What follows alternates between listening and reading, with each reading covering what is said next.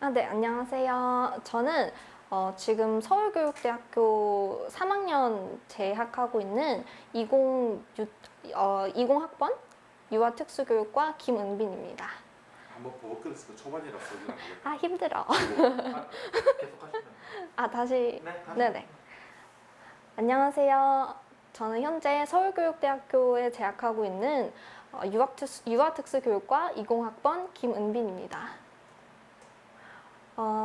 제가 처음 다닌 수학학원이 여기였어요. 언니가 다니고 있어서 나쁘지 않다라고 해서 여기 다니게 됐는데 영어학원은 제가 꽤 많이 바꿨거든요. 근데 수학은 바꾸지 않았던 것 같아요.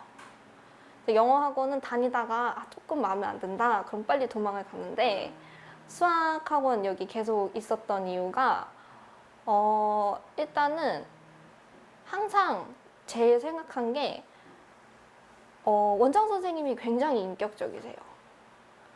학원이랑 학생이랑 만날 때 이게 이제 서비스 제공자와 고객이지만 사람이랑 사람이 만나잖아요.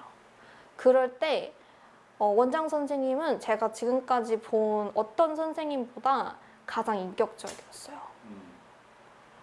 그래서 이제 항상 원장 선생님 혼자 이렇게 서 계시고 아이들 앉아서 수업을 하실 때 이제 단체 수업일 때도 항상 개별화를 고민을 하시고 또 질문이 들어오면은 항상 깊게 생각을 하시고 그러시는 분이셨어요. 그래서 뭐 원장 선생님께서 너가 질문이 진짜 많은 애였다 이런 얘기를 많이 하시는데 근데 그 얘기를 하실 수 있는 이유는 제가 질문을 할 수 있었으니까 그런 거죠. 아니었으면 안 했겠죠. 제가 지어준 원장 선생님 별명이 있는데 별명 아, 공손 선생님. 좀 가끔 밖에 나가서 소개할 때 진짜 성인군자 같은 사람이다라고 제가 말씀을. 근데 이 평촌이 대한민국에서 거의 두 번째 정도로 큰 학원가잖아요. 그쵸. 그래서 인기 위주로 있는 선생님, 뭐 개성 있는 선생님, 카리스마로 잡는 선생님 너무나 많고 맞아요, 맞아요. 어렸을 때일 텐데 중1 때쯤 되면 그런데 휩쓸리기 쉬운데 그쵸. 공손한 선생님의 인격에 감화돼서 영어학원을 많이 바꿨는데 수학학원은 여기만 끝날 때까지 다녔다. 지나갈 때까지. 혹시 본인도 혹시 유교걸이거나 유교걸? 굉장히 유교걸은 맞을걸요? 근데 성리학은 싫어해서 성리학은 싫어서 네네 그 일방적인 효 이런 거 안 좋아합니다. 제가 볼 땐 어릴 때부터 자아 정립이 꽤 성숙하게 됐던 것 고집이 세죠. 같아요. 지금의 그 교대 가서 교사의 길을 걷게 된 것과 어떤 일맥상통한 부분이 있을까요? 방금 한 얘기가? 그러니까 이제 원장 선생님께서 대여해 주신 그런 영향도 있을 것이고 본인의 또 어릴 때 꿈이나 사고 방식이 그러니까 예시를 조금 더 들어주실 수 있을까요? 이제 두 가지를 질문할 수 있는데 첫 번째는 아무래도 본인 문제겠죠. 본인이 단순하게 바꿨을 때 교대를 가서 내가 교사의 길을 걷겠다 생각한 게 사춘기 학창 시절 때 어느 시점부터 어떤 계기로 그런 생각을 가지게 되었나요? 그러니까 원래 꿈이 되게 많았는데 그 중에 초등학교 선생님도 있었고, 그러니까 초등학교 선생님이라는 직업이 되게 흔하잖아요. 아이들이 밖에서 가장 처음 진지하게 만나는 직업이고, 그래서 되게 흔하게 생각하는 직업인지라 저도 꿈 중에 하나였는데, 근데 학교에서 그 친구들이랑 선생님들이랑 또 바깥에서도 학원 같은 데서도 선생님들이랑 상호작용을 하면 할수록 이제 가끔 약간 오만할 때는 내가 더 낫겠다 막 이러고 어린 마음에 네. 안 그럴 때는 뭐 약간 속상할 때는 이랬으면 좋았을 텐데 라던가 혹은 또 되게 좋으신 선생님 또 이제 서건쌤처럼 인격적인 선생님을 뵐 때는 이런 어른이 되고 싶다라는 생각을 했죠. 그리고 여러 가지 선택지 중에 결국은 교대를 선택을 했는데 근데 사실 제가 딱 입학했을 때 코로나 시작했거든요. 네, 지금 탄식이 나오시잖아요. 그래서 네, 상상되실 것 같은 그런 생활을 하면서 고민 되게 많이 했는데 처음으로 대면 실습을 딱 나가고 나는 평생 아이들 보면서 살아야겠다. 이렇게 확신을 했어요. 그래서 지금은 고민 절대 안 해요. 더 어떻게 발전할까만 생각하죠. 저도 최근에 학원 선생님들 한 200분 모시고 많다. 하는 중에 그런 얘기를 했어요. 내가 다른 사업을 하다가 30살 될 점에 이 사교육의 학원의 길로 들어왔는데 일체 후회가 없다. 왜? 이거는 아이들과 더불어 살아간 28년에 대해서 전혀 후회가 없다. 맞아요. 아무것도 보러 게 없다. 정말로. 내 인생이 참 잘 지어진 것 같아. 라는 얘기를 했었는데 거기를 걷는 길에 있어가지고 제가 느끼는 어떤 느낌이냐면 그냥 공무원이고 안정적인 자리니까 가려는 그런 사람이 아닌 걸로 느껴져요. 너무 감사한데요? 대단한 찬사야 이거. 알고 빨리 뽑아줬으면 좋겠다. 맨날 외워서 뽑는다 그러고. 그리고 본인이 또 이런 몸 동작이나 표정 같은 데서 정말 애들하고 잘 어울릴 수 있을 것 같아요. 감사합니다. 아까 이제 우리 김성원 선생님의 공손 모드에 대해서 얘기를 했고 사실은 사교육 학원에서 참 드문 경우인데 그런 캐릭터로 가는 것도 맞아요. 진짜. 드물어요. 나는 많은 학원 강사님들 상대해봤기 때문에 알아요. 그 전국에 유일하실 것 같아요. 계셔요? 또 계셔요? 물론 이제 우리가 모르시는 분들 계시겠죠. 계신가? 참 흔치 않는 건 사실이에요. 아, 진짜. 요즘은 정말. 그럴 것 같아요. 학원생과 고등부 특히 선생님과의 사이는 영혼을 주고받는 사이는 아니거든요. 사실. 맞아요. 서비스와 공급자. 그 느낌이 세죠. 세지, 그렇죠? 근데 이제 그 속에서 제가 이 촬영을 오게 된 계기는 되게 기억하는 학생이더라고. 제자 중에서 그 말씀. 예. 네. 왜 그렇게 그 학생이 유별나게 기억나느냐 해서 두 가지 코드 같더라고. 하나는 뭐냐면 질문이 너무 많았던 학생. 다른 사람은 감당이 힘들 정도로 질문이 맞아요. 제발 조용히 해달라고 하더라고요. 그리고 거의 6년 계속 같이 했던 학생. 그렇게 긴가? 그러네요. 나는 뭐 누가인지 정확히 모르겠는데. 그런 것 같아요. 6년 맞는 것 6년, 같아요. 좀 중1 때쯤 와가지고 고3 때까지 그냥 계속 맞아요. 없는 이것도 굉장히 보기 드문 거거든요. 마지막까지 다닌 학원이었어요, 여기가. 제가 학원 다니다가 조금 어린 마음에 부끄러운데 다니다가 내가 더 낫다 이러면서 다 끊었거든요. 국어도 이렇게 하면서 내가 더 나은 것 같은데 하고 이렇게 말고 영어도 하면서 내가 더 낫네 이러고 말하는데 수학은 그런 걸 다 떠나서 마지막까지 다녔어요. 사실 서울교대가 들어가기 쉬운 대학이 아니잖아요. 어쩌다 보니 인정. 어쩌다 보니 그 본인이 질문이 많았던 거는 어떤 이유인 것 같으셨어요?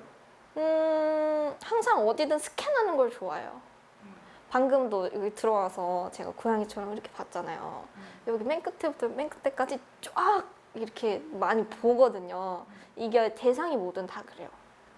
그래서 생각이 많고 조금 책 같은 거 읽을 땐 좀 더 느리고 그리고 질문 같은 거 많이 하고 수학쌤한테 했을 때 가장 당황하는 질문 그런 거죠. 함수다 그러면은 이거 함수의 함이 뭐냐? 수는 숫자 같은데 함은 뭐냐? 함구? 함? 이거 뭐냐? 뭐 이런 거 많이 물어보죠. 그리고 소수의 소가 뭐냐? 이런 거 물어보면은 이제 뭐 다들 이제 모르겠다 이렇게 얘기를 하시는데 서건쌤은 얘기를 좀 더 해주셨던 편인 것 같아요. 우리 강의 아이들의 개념 합으로타는 원고에는 그 함자가 뭔지 있어요? 한자어로서의 의미, 영어 어원으로서의 의미 전부 반 페이지 정도 나와요. 근데 반 페이지면 애들 안 볼 것 같은데? 왜냐하면 납득하지 못하는 원리로 강요하는 건 정말 정말 아니라고. 맞아요. 그 문과 성향 강한 친구들이 그럼 아예 납득을 못 하더라고요. 진짜 뭔가. 진짜 제가 그랬어요. 그래서 하다가 막 억울해서 막 눈 시뻘개지고 말이 안 된다고 말이 안 되는 것 같다고. 그쵸. 근데 그 당시에 그걸 김성원 선생님께 많이 질문했는데 잘 받아주셨다 이거예요. 네, 맞아요. 다른 곳에서 힘들었나요? 그런 질문이? 힘들다? 제가 워낙 고집이 세서 하지 말라 해도 다 했던 것 같은데 진지하게 받아주신 거는 항상 가장 서건쌤이었죠. 다른 데선 이제 선생님이 도망가시거나, 그러니까 뭐 학교에서도 질문하려고 쫓아가면 아, 선생님 가야 돼 하고 도망가시는 걸 이제 옷자락을 잡던 기억이 있어요. 고등학생 때도 그랬는데 자꾸 나가세요. 그래서 막 이제 막 책 같은 거 뺏어서 이거 질문 받아달라고 막 그런 기억이 있는데 서거쌤은 그럴 필요 없죠. 참, 우리 그래서 막 단소 뺏고 막 마이크 뺏어가지고 이거 왜 가시냐고 막 그랬는데 그리고 또 이제 우리나라는 그 아직 뭐 전쟁 끝난 지 지금 70년도 안 됐잖아요. 그래서 그 막 IT 이런 데보다 더 가난했었던지 60년 그거밖에 안 됐잖아요. 그래가지고 수업을 하다가 학생이 질문을 하면은 그걸 수업의 일부라고 생각하지 않아요. 수업을 끊었다고 생각을 해요.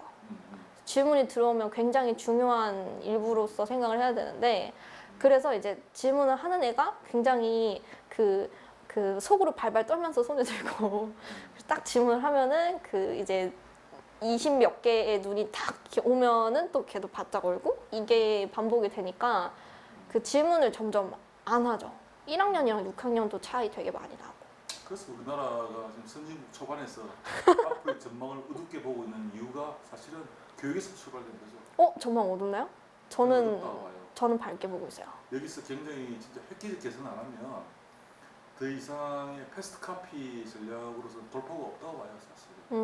저는 밝은 것 같아요. 뭐 이건 뭐 교육 제도의 개선부터 뭐 한번 들어보고 싶은데. 견해를? 일단은 그 한국인이 보면은 가장 강한 특성이 주체성이 정말 대단하다 막 이러잖아요. 그래서 기계 같은 거 주면은 막 200% 활용해가지고 네, 그런 게 있다 보니까 항상 보면은 우리나라는 자원이 이만큼밖에 없는데 사람이 다 있단 말이에요. 우리나라가 첨단 기술 분야로 대량 생산 1등인 거 알고 있거든요. 1등으로 알고 있거든요. 그게 보니까 추워도 돌아가고 더워도 돌아가고 가뭄이 나도 돌아가고 장마가 나도 돌아가서 그렇다는데 우리나라는 항상 사람이 강하고 멋있었어서 계속 발전이 됐단 말이에요. 근데 교육은 특히 이제 지금 따라가고 있는 추세가 선생님들이 재량으로 뭘 하고 싶다 그러면 하라고 그래요.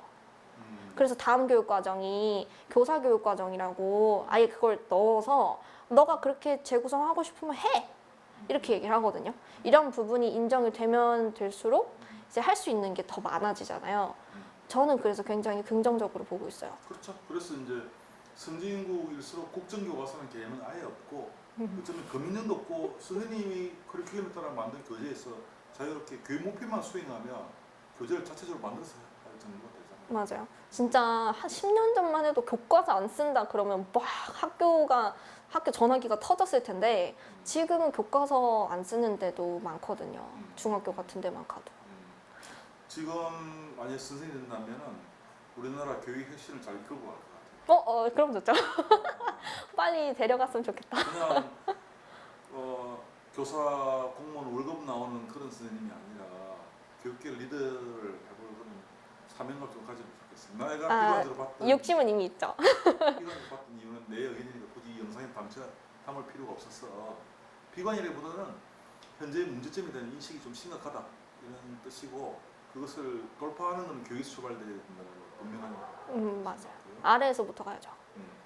질문을 많이 할 때 사실상은 우리나라 분위기가 선생님도 조금 회피하는 분위기도 있고 옆에 학생들도 좀 싫어하고. 맞아요. 그거. 근데 진짜 근본적인 이유는 그건 것 같아요. 질문도 수업인데 애초에 수업 과정안을 짤 때 학생 질문 시간을 생각을 안 해요. 그냥 이제 수업이 이만큼 뭐 5분 동안 될 거야, 15분 동안 될 거야 이러지. 이때 애들이 질문을 이렇게 할 수도 있겠다. 그럼 이걸로 플러스 알파 이게 없어요. 그래서 수업이 학생들 질문이 수업의 일부가 아니에요. 오히려 질문이 없으면 문제를 삼아야 되는데 이것만 근데 바뀌면 많이 바뀌어요. 질문을 가진다, 의문을 가진다는 것과 수학의 어떤 개념의 원리를 이해한다는 것에 어떤 관계가 있는가?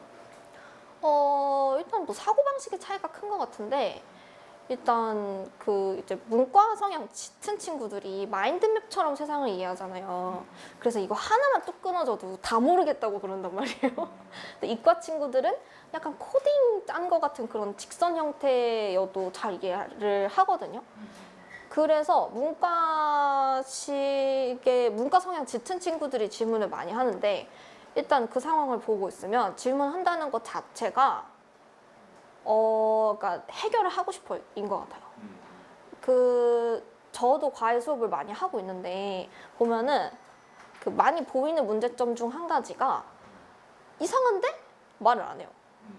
그러니까 이상하니까 이거 이상해요 라고 말하는 스텝이 없어요. 그냥 어렸을 때 있었겠죠. 근데 지금은 없어요.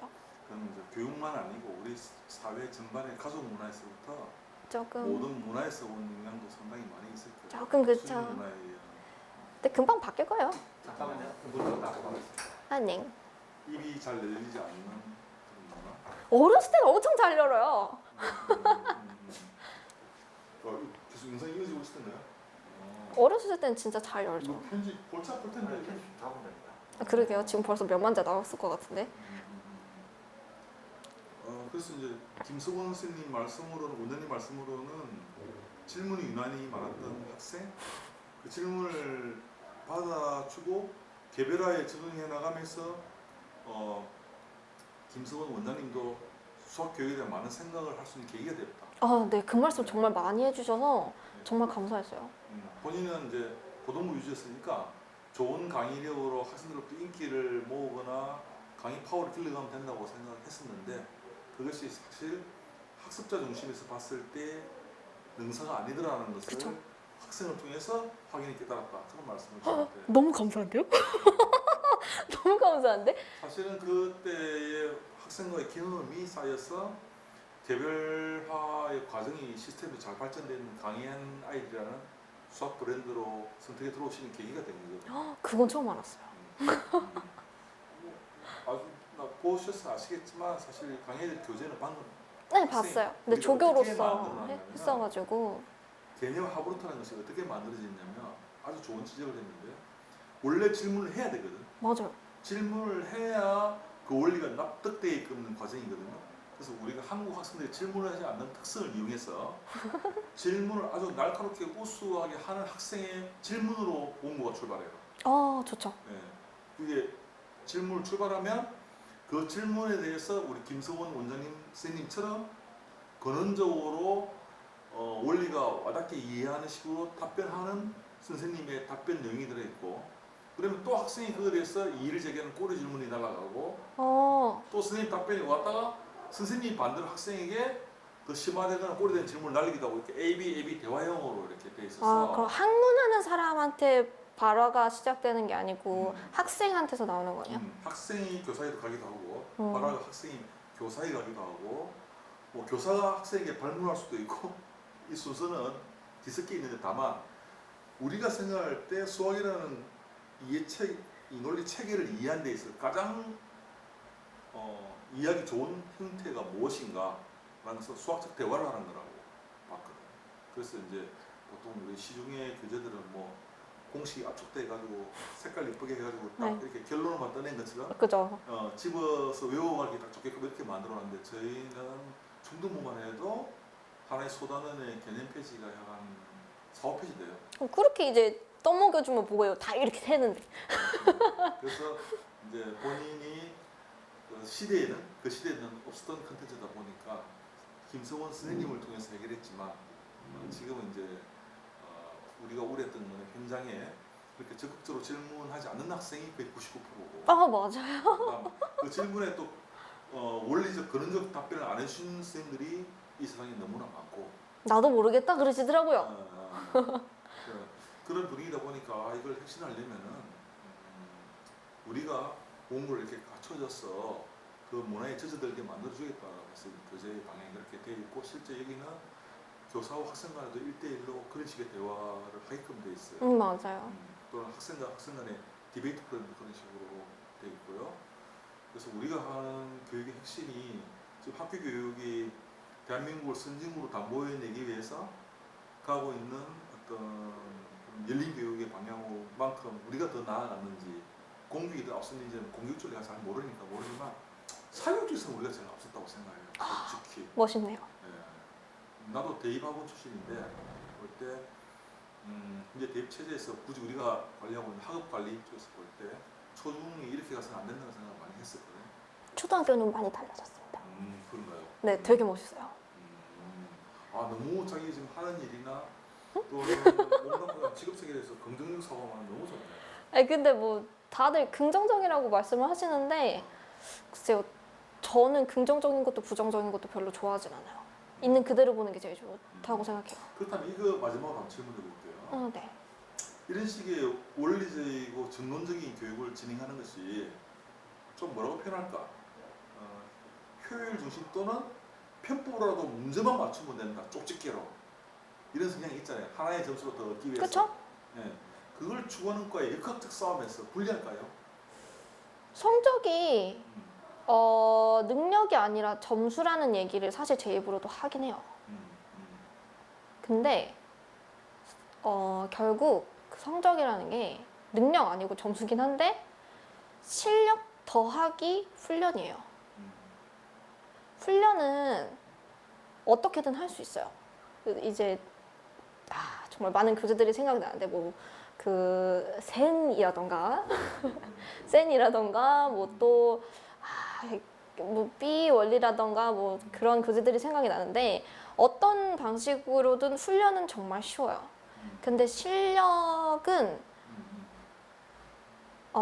함부로 아니다. 그러니까 실력은 아무거나 집어든다고 해서 키울 수 있는 건 아니죠. 시간은 걸리겠죠. 근데 달리는 속도가 걔가 어디까지 갈지를 결정하는 건 아니잖아요. 영향력은 있겠죠. 근데 이제 계속 가고 넘어지지 않는 애가 가고 싶은 데까지 가는 거고 아니면 이제 고꾸라져서 무릎이 까지겠죠. 결국 훈련하는 데나 실력의 기본이 학업의 본질에 맞게 안 갖춰진 나이는 결국 넘어지게 돼 그쵸. 있는 거죠. 맞아요. 대입까지 무려 뭐 길게 말하면 12년, 중1 때 초발해도 6년인데. 맞아요. 진짜 깜짝 놀란 게 중학생에서 고등학생 될 때 등수가 평균 3배가 된대요. 그리고 이제 수능 볼 때, 특히 국어 볼 때 아이들이 진짜 당황스럽다는 얘기를 많이 해요. 저는 그런 부분 때문이라고 생각해요. 알맹이가 없잖아요. 그럼 누르면 꺼지죠. 원리 이해는 튼튼히 하지 않는데 아웃풋만 자꾸 뽑아내는 맞아요. 출력만 자꾸 뽑아내는 교육을 하다 보니까 미천이 흐려질 수밖에 없는 거다. 진짜 수업하다 보면은 정말 기절할 것 같은 게 아이들이 그 자꾸 외우잖아요. 풀이를. 그래서 외울 것 같은 교재를 제가 처음 수업 들어가면 일단 다 치우고 시작하거든요. 다 버리라고 하고 시작을 하는데 이렇게 외우면서 한 애들이 어렵다라고 하는 문제가 뭔지 보면은 이걸 봤는데 난이도가 너무 어려워요. 이게 아니고요. 나 이런 유형의 문제를 외워본 적이 없어서 못해요. 맞아요. 내가 외워본 적이 없으니까 이건 어려운 겁니다. 이렇게 얘기해요. 아니 뭐야, 본 적도 없는데 어렵다 그래요. 그래서 막상 뭐야 하고 이렇게 풀고 보면은 쉽지 않아요? 그러면 쉽네요. 이런 경우도 굉장히 많아요. 근데 수능에서 실제 상위권을 갈라주는 문제는 다 처음 보는 유형의 문제들인데. 맞아요.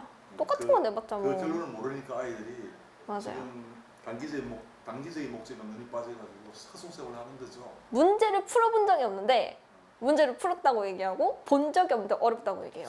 평촌은 학군이 높아서 학부모님들이 이런 말을 다 이해하고 계실까요? 쉽지 않을까. 근데 얘기를 하잖아요. 그러면 오 하시는 분이 있고 아니 그래도 이러시는 분들이 있어요.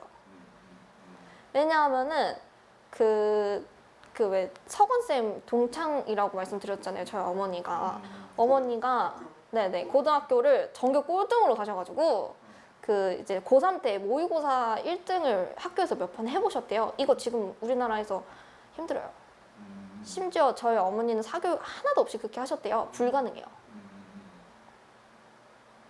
그런 때 사셨기 때문에 이렇게 알맹이 안 치우면 죽는다니까요. 그러면은 잘 되던데 하실 거예요. 근데 지금 시대가 너무 다르죠. 상고사 시대니까 그때는. 너무 다르죠. 그렇다면 이제 매듭을 짓고 싶은 말은 제가 질문 먼저 좀 하고 네네. 시선을 이쪽으로 계속 봐주시면 됩니다. 네. 함수에서 함자를 몰라도 소수에서 소자를 몰라도 사실 문제는 풀 수 있잖아요. 아니요. 풀 수 없어요. 왜 풀 수 없다고 생각합니까? 지금 기억이 안 나네. 가수라는 표현이 수학에서 빠졌어요. 가수? 네, 가수라는 표현이 빠졌는데 기억이 안 나요. 저도 이게 뭔지. 네. 근데 그게 진짜 그냥 간단한 표현이었어요. 그냥 뭐였지? 그 로그에서 자연수 부분이었나? 자연수 빼고 뭐 소수 부분이었나? 이런 부분이었거든요. 근데 문제를 풀라고 딱 주잖아요. 근데 그 가수라는 표현이 뭔지 까먹으면 못 풀어요. 그렇죠. 그러니까 로그에서는 가수의 의미를 알아야 되는데 아, 로그 맞구나. 네, 근데 이제 함수에서는 사실 함자를 몰라도 원래 함수에서 함자가 이제 그 상자라는 의미를 가지고 있고 그리고 소수에서 소자는 이제 그 본질, 본래 뭐 이런 뜻을 가지고 있고 그러니까 영어가 요소. 프라임이라는 뜻인데 요소의 소라고 알고 있어요. 그렇죠. 엘리멘트. 근데 이제 그 의미를 몰라도 사실 문제는 풀 수 있단 말이죠. 그리고 이제 어쨌든 정답을 내는 무수히 많은 아이들도 사실 그 의미를 모르고 푸는 아이들이 많이 있는데 근데 그럼에도 불구하고 함수의 함자와 소수의 소자를 굳이 선생님한테 물어봤던 이유가 뭐예요? 그러니까 이제 그 함이 중요해서 물어본 게 아니에요. 함이 중요해서 소가 중요해서 물어본 게 아니고 그냥 자연스러운 근본적인 질문 중에 하나였던 거예요. 뭐 이럴 수도 있지. 함수라는 명명한 단어의 뜻에 개념이 들어있을 것이라는 질문을 수반할 수 있죠. 그리고 누가 봐도 한자잖아요. 막 뭐 탄젠트 이런 거 그냥 진짜 막 지었던데 함수의 함은 누가 지은 한자잖아요. 한자. 어떤 숫자라고 하니까 이게 뭐냐. 이런 거는 되게 근본적인 질문 중에 하나라고 생각해요. 우리나라의 교육 그 교재 개발이나 이런 차원에서 그런 부분이 되게 취약하게 돼 있어가지고 맞아요. 사실 제 기억에 15년 전에 외국의 교과서를 본 적이 있는데 그 단어의 정의의 근원이나 그래서 굉장히 자세히 풀어놓은 특징을 봤었어요. 그리고 제가 아는 수학생 한 분은 일부러 그 부분만큼은 영어로 수업하는 사람도 있었어요. 아 저도 가끔 그래요. 차라리 영어로 뜻을 풀어줬을 때 오히려 애들이 훨씬 더 쉽게 빨리 이해한다. 그 용어 부분에서 그 용어 때문에 재앙이 나는 게 수학보다 영어인 것 같아요 지금 우리나라는. 그놈의 그 사형식에 나오는 직접 목적어 간접 목적어 있잖아요. 이게 번역이 이상해가지고 애들이 말도 못 알아듣고 다 까먹어요. 그러면서 나는 이미 해석을 다 할 수 있는데 이걸 모른대요. 이런 일이 영어가 더 심하게 나고 수학도 적지 않죠.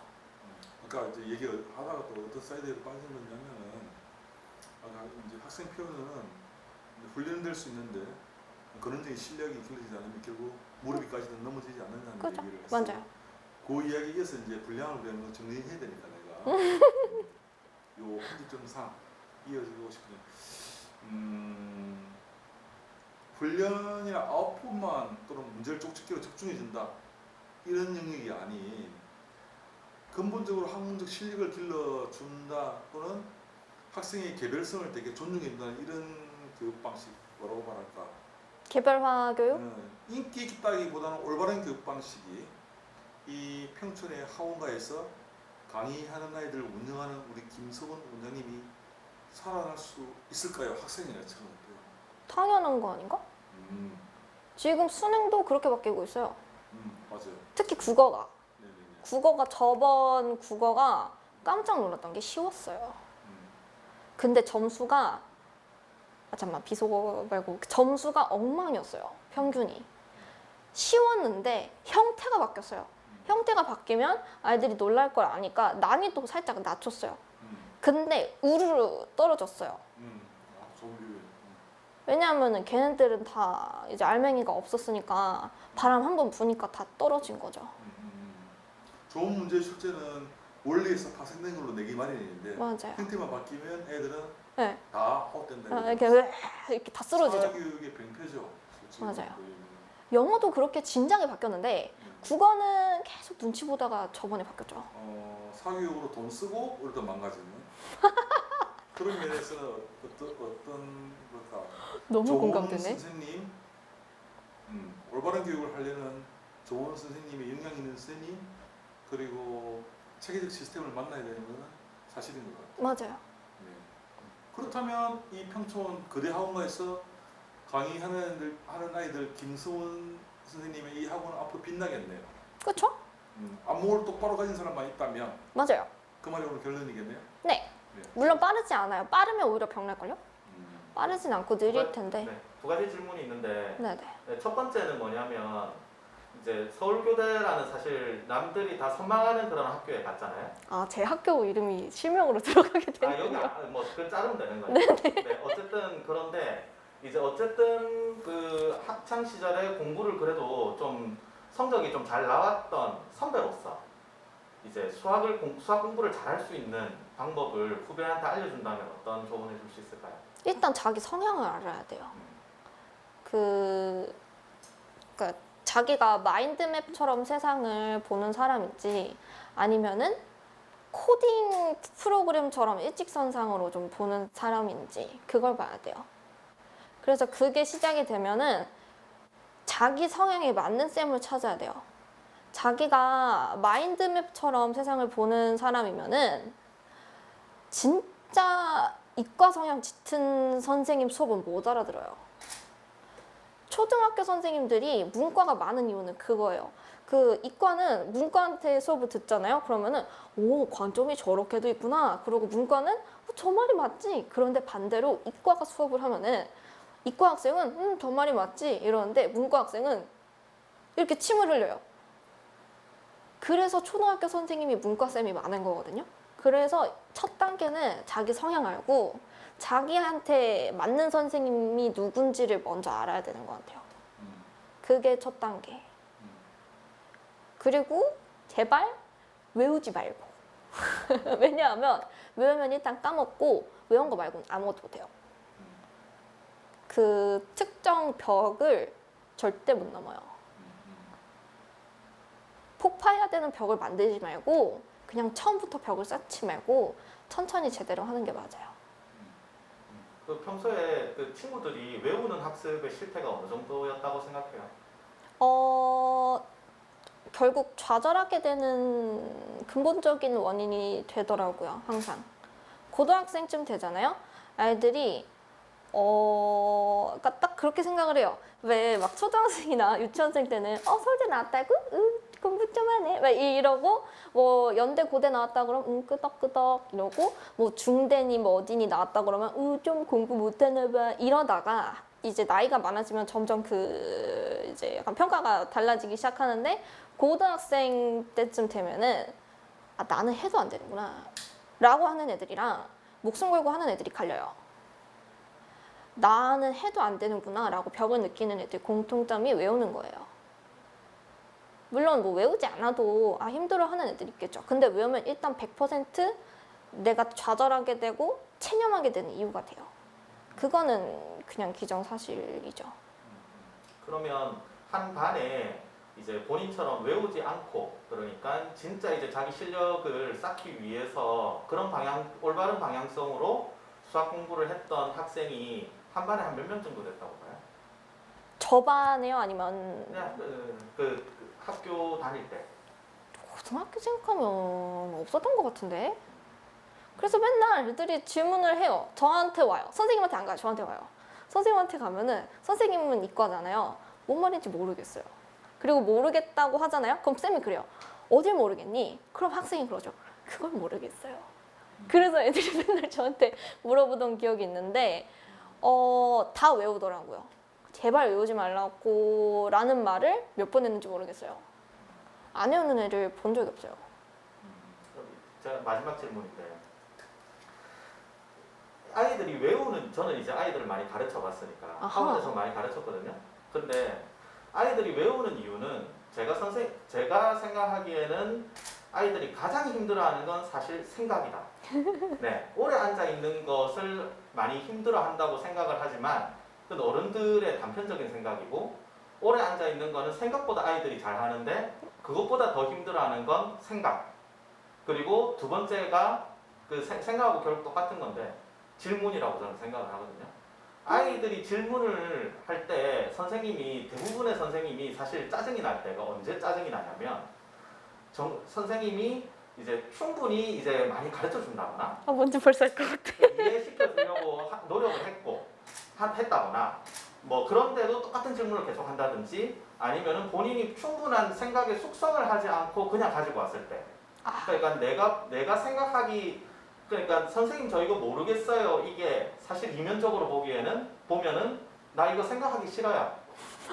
이 말과 똑같은 말로서 선생님한테 그냥 이제 질문을 그냥 진짜 집어 던지는 뭔지 알죠? 그런 것들이 되게 많은데 뭔지 알아요. 그것은 사실 저는 질문이 아니라고 생각하고 네, 저도 그거 혼나야 그냥 되는 거 나는 같아요. 생각하기 싫어라고 하는 그냥 다른 표현을 그냥 그렇게 바꿔서 그냥 선언하는 거라고 저는 생각해요. 나 공부하기 싫어요. 나 생각하기 싫어요.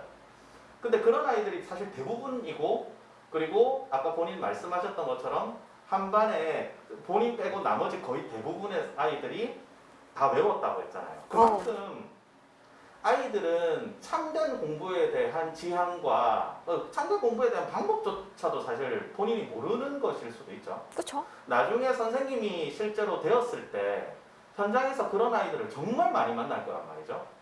그것에 대해서 이제 그 벽을 훨씬 더 크게 나중에 맞닥뜨리게 될 수도 있는데 어쨌든 본인은 질문을 정말 적극적으로 잘하는 학생이었고 그리고 그것도 이제 살아있는 질문들 위주로 했던 학생이었지만 이제 앞으로 선생님으로서 그 학생들을 가르칠 때 이제 질문을 잘하는 학생, 그러니까 생각을 진짜 잘하는 학생, 외우지 않는 학생으로 키우려면 본인의 강의력뿐만이 아니라 뭔가 다른 것이 더 필요할 텐데 혹시 그런 부분에 대한 보관이 있으신지?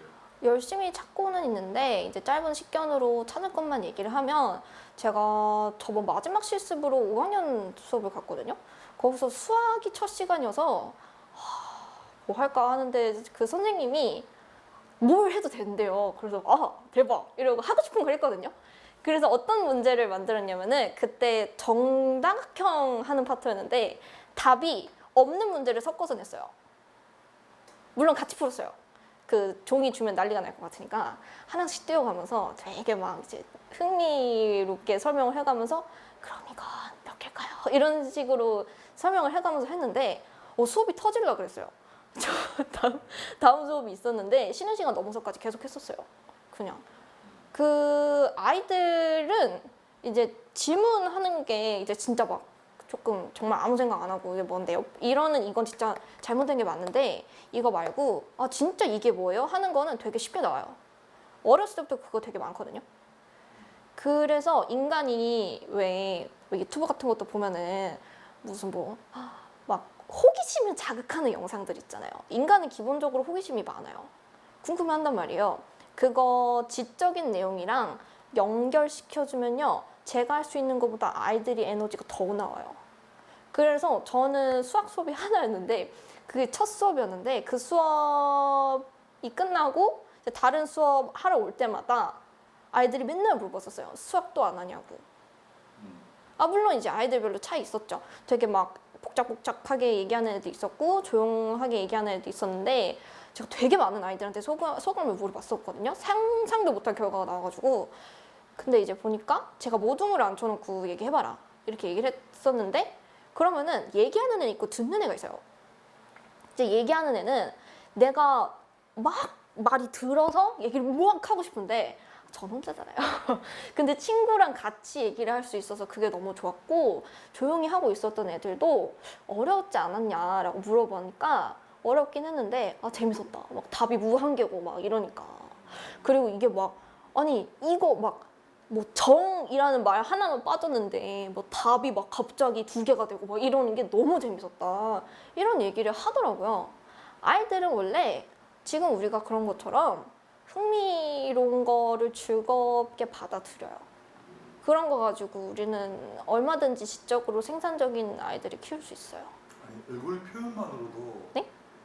지금 학생의 얼굴 표현만으로도 네. 초등학생들한테는 이거 엄청나게 재밌는 거로 그 얘기 했어요. 착각할 정도로 이렇게 낼 수 있을까? 그 얘기 들었어요. 되게 연출력이 좋은 거예요. 그 되게 빨려든다고 얘기하더라고요. 그래서 그 같은 수업을 했는데 저 수업에서는 막 터지려고 그러니까 이유를 찾다가 그냥 제가 말을 재밌게 한대요.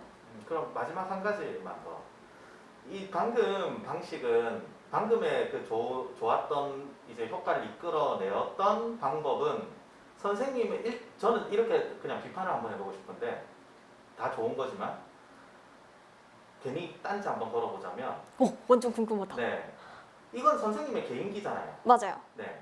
근데 개인기로 이끌어낸 것이지만 우리는 어쨌든 시스템을 만들어내야 되는 거잖아요. 그쵸. 그러니까 지금 아이들이 생각을 잘 하지 않고 그 질문도 막 그냥 집어 던지는 것처럼 그렇게 하고 쉽게 외우려고만 하고 이렇게 하는데 근데 이제 그것이 너무 보편적인 정서고 그렇게 그걸 이제 그 교육이라는 제도 시스템이 그런 잘못된 사고방식에서 건져주지를 못하고 있고 일부 그냥 몇몇 그 뜻이 있고 마음이 선한 선생님의 개인기로만 그 혜택을 받는 아이들이 굉장히 적지 않습니까? 아, 있죠.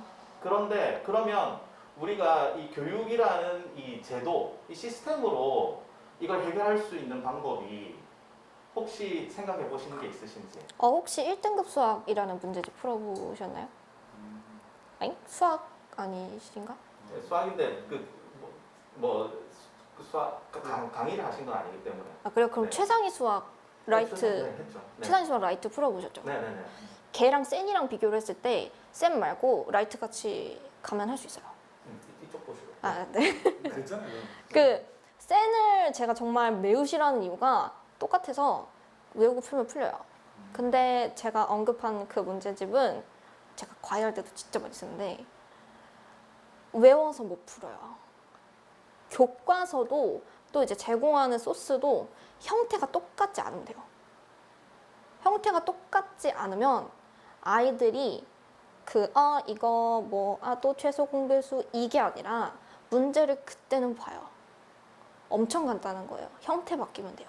형태가 버라이어티 하면 돼요. 아이들이 외우는 거는 보면은 맨 첫 글자부터 아니고요. 맨날 점이 P가 M이 생겼는데 이럴 때 어딘지도 안 찍어봐요. 그냥 가거든요. 그래서 막 정사각형이라고 말 써 있었는데 그것도 모르고 그냥 틀려버리고 이런 거 많은데 근데 문제가 만약 다 다르게 생기고 발문이 좀 다르고 물론 뭐 지킬 건 지켜야겠지만 그러면 아이들은 문제 읽어요. 그걸로 쉽게 풀려요. 외울 수 없게 하면 돼요. 엄청 쉬운 문제예요. 물론 자원이 많이 필요하겠죠? 선생님들이 머리가 좀 아플 거예요. 그래서 맨 처음 말씀드린 그 1등급 수학은 문제집이 많이 얇아요. 근데 진짜 수능같이 문제가 나와요. 형태가 복사 붙여넣기가 아니면 돼요. 아이들 진짜 똑똑해요. 저희 말씀 요즘 유행어로 빡세게 한다는 것에 공통을 수 있는 양치기가 도로 망친다는 뜻이죠. 그런 반복은 의미 없다는 거죠. 그렇죠? 그래서 외울 것 같으면은 저는 문제집을 갈아치웠어요. 우리 PD님이 지금 이제 각 교대 2학년생에게 너무나 교육부 장관이 고민된 내용까지 질문을 다 던져가지고 네? 네? 머리가 안 아픈지 모르겠어요. 방금 했던 질문은 제도와 아. 시스템에 대해서 물었으니 교육부 장관이 고민될 걸 교대 2학년생한테 지금 3학년. 짬 1년 더 3학년? 있습니다. 네, 1년 더 있어요, 짬이. 오늘 되게 대화 유익했고 시간제였으면 진짜 이런 영상 찍는 자리 아니면 더 길게 얘기하고 저도 엄청 저희도 좀 서울로 복귀될 시간이 있어서 아. 편집은 순서 앞에 관계없이 몇만 자가 나왔을 것 같은데 지금.